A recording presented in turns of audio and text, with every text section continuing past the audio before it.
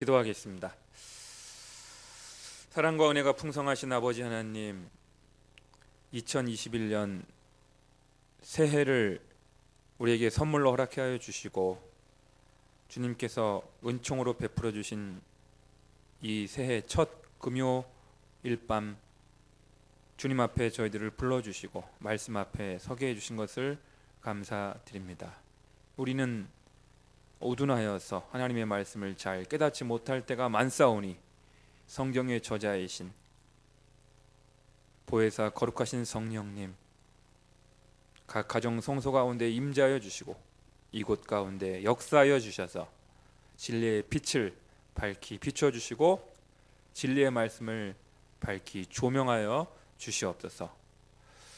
우리의 귀가 열리고 영혼의 눈이 띄어져서 말씀의 비밀한 것을 잘 깨닫게 도와주시고 우리의 속사람이 새로워져 변하여 새사람 되게 하여 주시옵소서. 주님께서 기뻐하시는 삶을 살아갈 수 있도록 용기와 지혜를 부어 주시옵소서. 부족한 종의 입술을, 혀를 의의 도구로, 성령의 도구로, 회복과 치유의 도구로만 마음껏 사용해 주시기를 간절히 원하옵고 예수님의 이름으로 기도드리옵나이다. 아멘.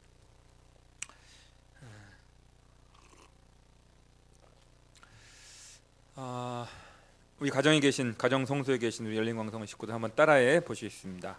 보라 즐거움도 헛되도다. 시작. 그런 제목으로 하나님의 말씀을 나누도록 하겠습니다. 작년 12월 18일 금요 기도회 설교에서 저는 지혜가 많으면 번뇌도 많으니 라는 제목으로 설교를 하였습니다. 인간이 하나님을 배제하고 지혜와 지식을 추구하는 것은 괴로운 일이고 무기력하며 번뇌를 더할 뿐이라고 저는 말씀을 드렸습니다. 잠언 1장 7절의 말씀대로 여호와를 경외하는 것이 지식의 근본이기 때문에 먼저 하나님과의 인격적인 관계를 맺고 주님과 친밀하게 동행하는 삶을 살아가면서 지혜도 쌓고 지식도 추구해야 한다고 말씀을 드린 바가 있습니다.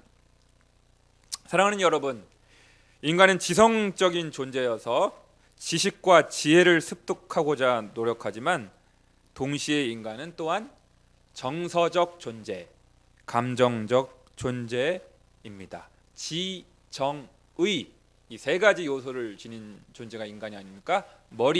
머리로 지혜와 지식을 습득하고 우리 안에 가슴, 뜨거운 가슴을 소유하고 있기 때문에 정서적인 존재, 또 감정적인 존재이기 때문에 오락과 즐거움, 여흥을 추구하는 존재이기도 합니다.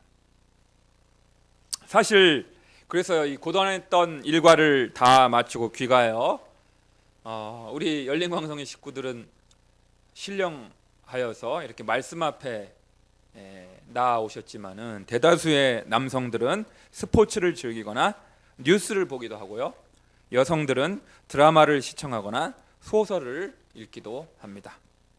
취미생활이라는 것을 하기도 합니다. 그러니까 전문적으로 직업적으로 자기가 하는 일 이외에 즐기기 위해 하는 일이 바로 취미생활인 것입니다. 인간은 뭔가 이렇게 즐거움을 추구하는 존재인 것이지요. 그래서 오늘 본문을 보시게 되면 즐거움을 찾아 누리려고 하는 인간이 그 즐거움의 재료로 사용하는 것들이 무엇이 있는지를 몇 가지로 소개하고 있습니다. 먼저 2절에 첫 번째로 나오는 것이 뭐냐면 웃음입니다. 희락입니다. 함께 2절을 다시 한번 읽겠습니다. 시작. 내가 웃음에 관하여 말하여 이르기를 그것은 미친 것이라 하였고 희락에 대하여 이르기를 이것이 무슨 소용이 있는가 하였노라. 그러니까요, 여러분, 오늘날 모 방송사의 개그 콘서트와 같은 개그 프로, 코미디 프로가 인기가 있습니다만 최근에 유명 개그우먼과 그 모친이 동반 자살한 사건은 우리 사회에 큰 충격을 주었습니다. 유명 대학 출신에다가 부와 명예와 인기를 누리며 누리꾼들에게도 대체적으로 좋은 평가를 받아왔던 분위기에 충격은 더욱 컸던 것 같습니다. 대중을 웃기기 위하여 끊임없이 연구하며 외모가 망가지는 일도 불사하는 개그 우먼이었지만 정작 그녀의 영혼에는 채워지지 않는 무언가가 있었던 것 같습니다. 그러니까 웃음이라고 하는 것도 개그라고 하는 것도 희락이라고 하는 것도 그것은 아무런 소용이 없다. 그것은 미친 것에 불과하다라고 전도자가 이렇게 이야기를 한 것입니다. 그 다음에 두 번째로 나오는 것이 무엇입니까? 3절에 보시면요, 술이 나오고 있습니다. 술, 알코올, 술이 나옵니다. 3절 말씀을 함께 읽겠습니다. 시작. 내가 어떻게 하여야 내 마음을 지혜로 다스리면서 술로 내 육신을 즐겁게 할까? 또 내가 어떻게 하여야 천하의 인생들이 그들의 인생을 살아가는 동안 어떤 것이 선한 일인지를 알아볼 때까지 내 어리석음을 꼭 붙잡아 둘까 하여. 그러니까 술로 내가 어떻게 육신을 즐겁게 할까? 그러니까 인간이 즐거움을 추구하는 인간이 희락과 웃음을 추구해 보았지만 그것이 아무런 소용이 없다는 것을 깨닫게 되었고, 그 다음에 이제는 그러면 다른 것을 한번 추구해 보자. 그래서 술에 한번 취해 보는 거예요. 여러분, 원래 의학적으로 진통제나 마취제로 쓰기 위해 존재하던 것이 술이라고 하지 않습니까? 하지만 인생의 모든 고민과 슬픔을 잊기 위하여 한 잔 술에 취해도 보지만 그저 술을 마실 때뿐 아니겠습니까? 술에 깨어보면 현실은 변하지 않은 채 그대로이고요, 쓰라린 현실을 다시 마주해야 하기 때문에 술 역시 진정한 즐거움을 주지 못하는 것이 사실입니다. 헛된 것입니다. 이렇게 말씀하고 있습니다. 그러면 내가 웃음도 추구해보고 희락도 추구해보고 개그도 추구해보고 술에도 취해보았지만 그것이 진정한 우리 삶의, 우리 영혼의 즐거움이 되지 못하여서 이번에는 내가 한번 사업을 크게 일으켜서 한번 성공을 해보리라, 큰 성취를 한번 일구어 보리라. 세 번째로 나오는 것이 사업의 성공과 물질적 성취입니다. 여러분 본문 4, 5, 6, 7을 함께 읽겠습니다. 4, 5, 6, 7절 좀 깁니다만 4, 5, 6, 7절 시작. 나의 사업을 크게 하였노라.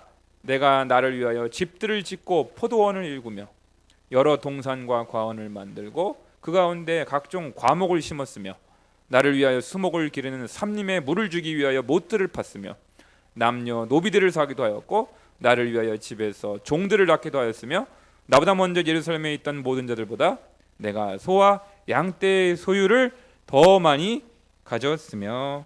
아멘. 그러니까 어마어마한 사업을 일으킨 겁니다. 큰 사업을 일으켜서 물질적으로 성공을 한 것이죠. 경제적으로 큰 부유함을 획득하게 되었습니다. 여러분, 사업의 성공과 성취만큼 사람들을 매료시키는 것도 없을 것입니다. 오늘날 특히 건물을 많이 짓고 건물주가 되는 것. 여러분, 그래서 요즘 어린아이들도 청소년들도 커서 뭐가 되고 싶다고 그래요? 건물주가 되고 싶다고 그래요. 건물주. 심하면 어떤 이야기까지 나옵니까? 조물주보다 더 높은 존재가 건물주다. 이런 우스갯소리, 우스꽝스러운 이야기가 나올 정도로 사람들이 지금 제일 되고 싶은 게 뭐냐면 건물주가 되는 거예요. 건물주가 되어서 따박따박 나오는 임대료 받아먹는 거. 이것보다 더한 직업이 없다는 거예요. 그래서 건물주를 하나님을 뜻하는 영어 단어 갓물주다. 이런 이야기까지 언론에, 인터넷에 떠돌아 다니고 있는 것입니다. 너무나 불행하게도 부동산을 많이 구입하여 엄청난 시세 차익을 획득하는 것이, 가만히 앉아서 어마어마한 불로소득을 누리는 것이 적지 않은 대한민국 국민들의 로망이 되어버리고 말았습니다. 여러분, 그러한 삶이 과연 진정한 즐거움과 만족을 주겠습니까? 건물주가 되어서 따박따박 나오는 임대료만 받아먹는 거 가만히 앉아서, 이러한 삶이 정말로 행복한 삶일까요? 정말 우리의 영혼에 참된 만족과 즐거움을 줄 수 있겠습니까? 예수님께서는 마치 폭주 기관차처럼 물질에 대한 욕망과 소유에 대한 집착을 뿌리치지 못하고 있는 이 세대를 향하여 누가복음 12장 16절에서 21절을 통하여 우리에게 이렇게 경고하고 계십니다. 여러분, 누가복음을 한번 12장을 한번 보시겠습니다. 여기 책갈피 하시고요. 전도서 2장 책갈피 하시고 누가복음 12장 16절에서 21절. 제가 누가복음에 나타난 예수님의 비유 설교할 때도 했던 부분이긴 합니다만, 누가복음 12장 16절에서 21절, 우리 가정에 계신 우리 열린 광성의 식구들, 누가복음 12장 115페이지에 있습니다. 16절부터 21절까지 제가 읽어 드리겠습니다.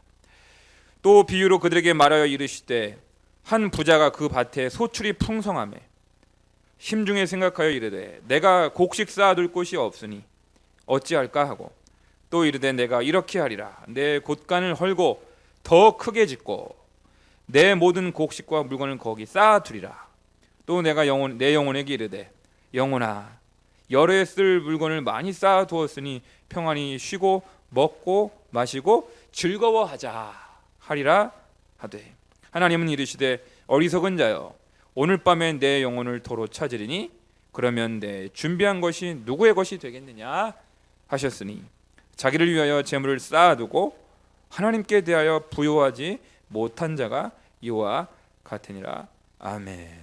여러분, 이 비유를 잘 보시면요, 이 어리석은 부자는요, 영혼의 존재를 부인한 사람이 아닙니다. 인간이 육신으로만 구성되어 있는 존재가 아니라 인간 안에는 영혼이 존재한다.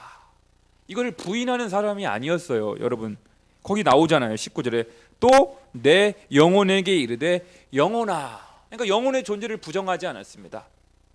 그럼에도 불구하고 이 어리석은 부자가 왜 어리석다라고 규정받을 수밖에 없는가? 영혼이 물질을 곳간에 가득 채워놓고 물건을 많이 쌓아두고 사업을 크게 확장하여서 크게 건물을 구입하고 부동산을 구입하고 따박따박 고정적으로 임대료 받아먹고 이렇게 살아가는 삶을 살면 행복할 줄 알았어요. 내 영혼이 즐거울 줄 알았어요. 만족할 줄 알았단 말입니다. 그런데 우리 예수님은 전혀 다르게 말씀하고 계십니다.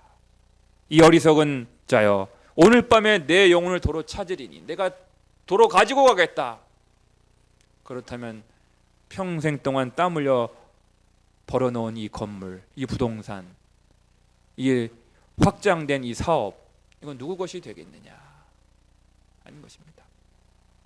오늘 밤에라도 당장에 우리 하나님이 그 영혼을 거두어 가시면 그 인간은 싸늘한 시신으로 돌변할 수밖에 없는 것이 우리 인간이다. 그것이 인간의 한계라는 것입니다. 그러기에 우리가 정말로 우선적으로 추구해야 할 가장 소중한 가치가 무엇인지, 가장 우선적으로 추구해야 될 바가 무엇인지를 분명하게 깨닫고 사업을 하더라도 사업을 하라는 것입니다. 물질을 추구하더라도 물질을 추구하라는 것입니다. 아무리 물질을 많이 쌓아두었다 하더라도 그 많은 재물과 물질과 소유가 영혼의 문제에 대하여 아무런 대답을 주지 못한다는 사실입니다. 하나님을 만나지 못하게 한다는 것입니다. 천국에 들어가게 해주지 못한다는 것입니다. 많은 재물이 우리 영혼의 참된 만족과 영원한 즐거움을 누릴 것 같지만, 즐거워하리라 하였지만은 오늘 밤에 주님이 그 영혼을 취해 가시면, 데리고 가시면 이튿날 아침에 싸늘한 시신으로 돌변할 수 없는 인간의 그 무기력함, 그 한계를 기억하고 정말로 중요한 것이 무엇인지를 바로 깨달으라 하는 것입니다. 그래서 제가 어렸을 때 배운 노래가 있습니다. 주일학교 때 교회 학교에서 배운 노래. 돈으로도 못 가요 하나님 나라. 이런 가사가 있더라고요. 돈으로도 갈 수 없는 나라. 부자라고 해서 하나님 나라에 들어갈 수가 없다라는 거예요. 믿음으로만 가는 나라, 하나님 나라. 보이지 않는 가치, 믿음의 가치, 영적 가치를 더 앞장서서 앞세워서 우선적으로 추구했었어야 한다는 것입니다. 그 다음에 네 번째로 나오는 것이 뭔가 하면요, 성적인 쾌락입니다. 여러분 오늘 본문 전도서 2장으로 다시 돌아가서 8절 말씀만 함께 같이 읽겠습니다. 시작. 은금과 8절 시작. 은금과 왕들이 소유한 보배와 여러 지방의 보배를 나를 위하여 쌓고 또 노래하는 남녀들과 인생들이 기뻐하는 처첩들을 많이 두었노라. 아멘. 그러니까 여러분 처음에 봐보세요.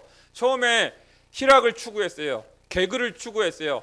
웃음을 추구했으나 아무 소용이 없다는 것을 깨닫고, 그래 한번 내가 술독에 한번 빠져보자, 진창 한번 마셔보자. 그런데 술에 깨어보니 그것도 즐겁지 않다는 것을 알았어요. 그래가지고 이번에는 사업을 내가 크게 벌려서 사업에 한번 성공해보자. 크게 건물을 좀 사서 임대료 많이 받아먹으면서 한번 살아보자. 부자가 돼보자. 건물주가 한번 돼보자. 사업에 한번 성공해보자. 그런데 그것도 별무신통인 거예요. 별로 영혼의 만족을 줄 수 없어요. 오늘 밤에 하나님이 그 영혼을 도로 찾아가시면 아무것도 아니래. 그래서 이번에는 내가 성적인 쾌락에 탐닉해 본 것입니다. 거기 보니까 인생들이 기뻐하는 처첩들을 많이 두었노라. 수많은 이성들, 수많은 여성들을 내가 한번 거느려 보자. 고대 이후로 수많은 재물과 권력을 가진 자들이 반드시 누리려고 하는 것이 성적인 쾌락입니다. 세상을 정복한 많은 황제들은 수많은 여성들을 거느리고 수청드는 여자들을 부리며 육체적인 쾌락에 탐닉하곤 하였습니다. 그래서 여러분 솔로몬도 열왕기서에 보면은 수백 명의 처첩과 비빈들을 거느렸다, 두었다, 이렇게 기록되어 있죠. 그런데 그러한 육체적인 쾌락이 참된 만족과 영속적인 즐거움을 우리들에게 줄 수 있겠습니까? 우린 요한복음 4장에 나오는 수가성 여인을 통하여 육신적인 쾌락, 성적인 쾌락이 우리 영혼의 갈급함을 진정으로 해결시켜 주지 못한다는 것을 발견하게 됩니다. 예수님께서 요한복음 14장 13절 이하에서 이렇게 말씀하고 계십니다. 제가 읽어드릴게요. 예수께서 대답하여 이르시되 이 물을 마시는 자마다 다시 목마르려니와 내가 주는 물을 마시는 자는 영원히 목마르지 아니하리니 내가 주는 물은 그 속에서 영생하도록 솟아나는 샘물이 되리라. 여자가 이르되 주여 그런 물을 내게 주사 목마르지도 않고 또 여기 물 기르러 오지도 않게 하여 주옵소서. 이르시되 가서 내 남편을 불러오라. 여자가 대답하여 이르되 나는 남편이 없나이다. 예수께서 이르시되 내가 남편이 없다는 말이 옳도다. 너에게 남편 5이 있었고 지금 있는 자도 내 남편이 아니니 내 말이 참되도다. 여러분 이 여성은요, 이 당시는 가부장적인 사회였어요. 남자들이 마음에 안 들면 밥하다가 밥을 시커멓게 태워버리면 이혼을 시키는 그런 어마어마한 가부장적 사회였어요. 그래서 또 다른 마음에 드는 여성을 찾아서 데리고 있고, 그러니까 이 여성은 5번씩이나 남성들로부터 버림을 받고, 지금 살고 있는 이 남성도 네 남편이 아니다. 6번째 남자지만 네 남편이 아니다.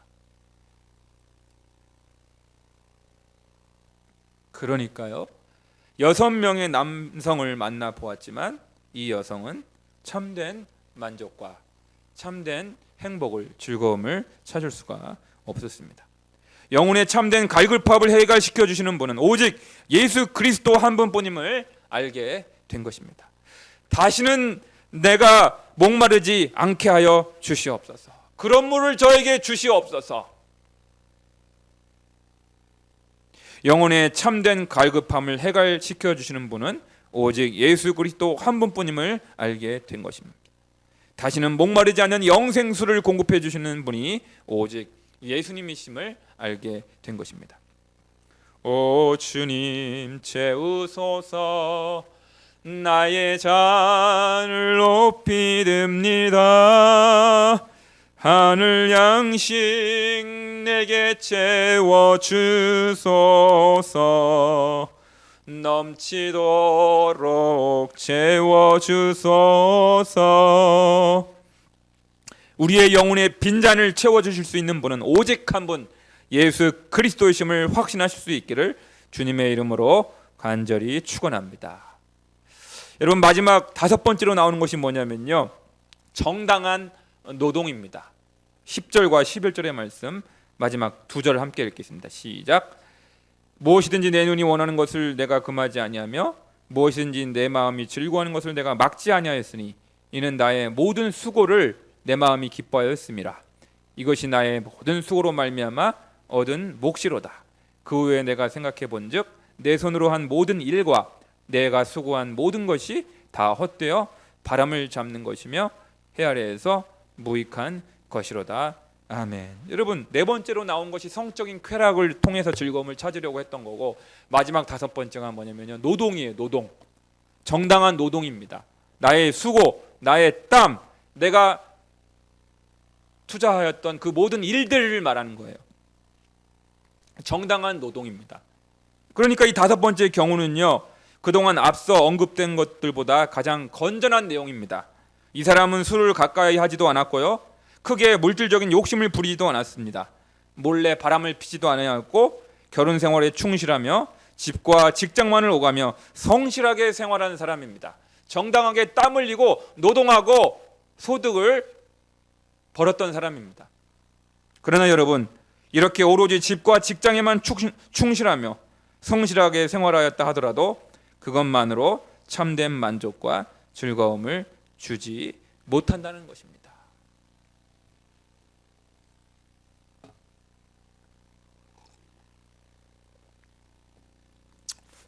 여러분 왜 그럴까요? 이 남성은 성실한 사람입니다. 여러분 성실한 사람이에요. 결혼 생활에도 충실하고, 그리고 딴 생각하지 않고 바람 피지 않고 집과 직장과 이 2군데만 왔다 갔다 하면서 열심히 생활했던 생활인입니다. 그런데도 전도자는 오늘 결론적으로 이렇게 말합니다. 내가 수고한 모든 것이 다 헛되어 바람을 잡는 것이며 해 아래에서 무익한 것이로다. 그렇게 성실하게 바르게 직장 다니면서 생활했었어도 무익하다. 바람을 잡는 것 같다. 왜 그럴까요?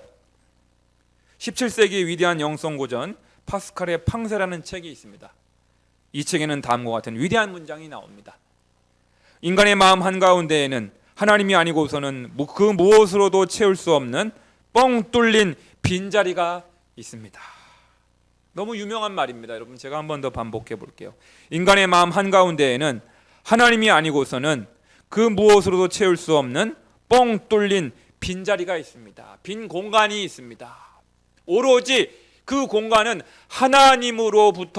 하나님으로만 채워야 채워질 수 있는 그 영혼의 빈자리가 있다는 겁니다. 사랑하는 여러분, 피조물된 인간은 결코 물질과 지식과 오락과 쾌락만으로 살아갈 수 없는 존재입니다. 오직 창조주 하나님으로만 충족될 수 있는 영혼의 빈자리가 있는 것입니다. 그 자리는 오직 하나님만이 계셔야 합니다. 하나님만이 오셔야 합니다. 하나님과 우리 인간이 개인적으로 관계를 맺고 그분과의 인격적인 친밀함 속에서 그분이 주시는 평안과 만족을 누릴 수 있을 때 모든 것은 제자리를 잡아가게 되는 것입니다. 그래서 파스칼은요, 팡세에서 이런 말도 하는 것입니다. 진정한 회심이란 우리가 그토록 환하시게 굴었던 분, 언제라도 목숨을 걷어갈 고난을 100% 거머쥐신 우주적인 존재 앞에서 그분 없이는 아무것도 할 수 없으며 노여움을 입어 마땅할 따름임을 인정하는 것입니다. 여러분 한번 저를 따라해 주실까요? 진정한 회심이란 하나님이 없이는 아무것도 할 수 없음을 인정하며 살아가는 것입니다. 할렐루야. 여러분 진정 동의하십니까? 이것이 진정한 거듭남이라는 거예요. 진정한 회심, 진정한 거듭남, 진정한 중생이라는 게 뭐냐? 하나님이 없이는 직장 생활도 할 수 없고, 가정 생활도 할 수 없고, 결혼 생활도 할 수 없고, 하나님이 없이는 자녀 양육도 할 수 없고, 하나님이 없이는 교회 생활도 할 수 없고, 하나님이 없이는 목회도 할 수 없고, 평범한 일상을 살아가는 것도 하나님이 없이는, 하나님의 은혜가 없이는 아무것도 할 수가 없는 존재임을 늘 겸허하게 인정하고 살아가는 것. 그래서 예수님께서는 요한복음 15장 5절을 통하여 분명하게 우리에게 말씀해 주십니다. 나는 포도나무여 너희는 가지라. 그가 내 안에 내가 그 안에 거하면 사람이 열매를 많이 맺나니 나를 떠나서는 너희가 아무것도 할 수 없음이라. 아멘. 아멘. 그러니까요, 우리가 열매 맺는 삶을 살아갈 수 있는 방법은 우리가 열매를 추구한다고 해서 열매를 맺을 수 있는 것이 아니고요, 그가 내 안에 내가 그 안에, 주님과 내가 영적으로 한 몸을 이루는 거예요. 부부가 서로 한 몸이듯이 주님이 내 안에, 내가 주님 안에 영적으로 친밀하게 교제하고 대화하고 같이 친교를 나누고 영적인 친밀함 속에 거해 있을 때 자동적으로 여러분 열매 맺는 삶을 살게 된다는 것입니다. 그렇습니다. 인간은 스스로 살아갈 수 없는 존재입니다. 의존적인 존재입니다. 엄마 없이 아기가 독립적으로 살아갈 수 없듯이, 물을 떠나서 물고기가 살 수 없듯이, 피조물 된 인간은 창조주 하나님을 떠나 살 수 없는 것입니다. 인간은 누구나 매일 매 순간 예수님으로부터 영적인 자양분을 공급받아야만 생기 있고 활력 있는 삶을 살 수 있는 것입니다. 그렇습니다. 아무리 즐거움을 추구하여 개그 프로에 탐닉해보고 술에도 취해보고 사업에 성공까지 해보아도 물질적으로 엄청나게 부를 축적하여 수많은 이성들을 데리고 산다고 하더라도 그것은 바닷물과 같아서 또다시 목마름을 야기하게 되어 참된 만족과 즐거움을 주지 못한다고 성경은 가르치고 있는 것입니다. 사랑하는 우리 열린광성의 식구 여러분, 오늘 본문 4절, 6절, 7절, 8절에 반복적으로 나오는 구절이 있습니다. 4절에도 나를 위하여, 6절에도 나를 위하여, 7절에도 나를 위하여, 8절에도 나를 위하여, 나를 위하여, 4번이나 나를 위하여, 나를 위하여, 나를 위하여, 나를 위하여. 그러니까요, 인생이라고 하는 것은 여러분, 제가 이야기하는 게 아니에요. 인생을 70년, 80년, 100살까지 살아보고 다 해본 겁니다. 여러분, 먹을 것 다 먹어보고 해볼 것 다 해보고 가볼 때 다 가보고 내가 이렇게 인생을 살아보니 하면서 이야기하는 거예요. 나 자신을 위하여, 나를 위하여 살아가는 삶은 결코 행복하지 않더라. 나 자신의 즐거움과 나 자신의 만족을 추구하는 삶은 결코 행복하지 못하다는 것입니다. 나 자신의 성공과 나 자신의 성취를 위하여 살아가는 삶은 결코 즐거울 수 없다는 사실을 분명히 가르쳐 주고 있는 것입니다. 그렇다면 우리는 우리의 남은 생애를 누구를 위하여 살아가야 되겠습니까? 어떤 삶이 우리에게 참된 만족과 즐거움을 주는 삶이 되겠습니까? 고린도전서 10장 31절부터 33절의 말씀을 함께 찾아 읽겠습니다. 여러분, 이 말씀은 너무 중요하니까 한번 찾아주세요. 우리 열린광성 식구들, 고린도전서 10장